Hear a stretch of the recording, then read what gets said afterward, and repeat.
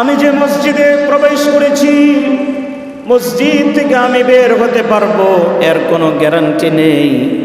এরপরেও আমাদের অনেকের ফুটানি কমে না, অনেকের অহংকার কমে না। পায়ে এত জোরে আওয়াজ করে হাঁটে, মনে হয় যেন মাটি দাবিয়ে ফেলবে। আল্লাহ বলছেন, খবরদার, ওয়ালা তামশি ফিল আরদি মারহা। অহংকার করে আমি আল্লাহর জমিনের উপরে হাঁটবে না। অহংকার যদি করতে মনে চায়, আমি আল্লাহর জমিন থেকে বাহিরে চলে যাও। আমি আল্লাহর জমিন ছাড়া অন্য কোনো জমিন যদি থাকে সেখানে অহংকার করে হাঁটো। আল্লাহর জমিনে অহংকার করা কোনো মানুষের পক্ষে মানায় না, ঠিক না বেঠে? এরপরেও গরমের কারণে মানুষ টিকতে পারে না, জোয়ানির কারণে কিছু হলেই গরিবের উপরে আঘাত করে, রিক্সাওয়ালাকে মারে,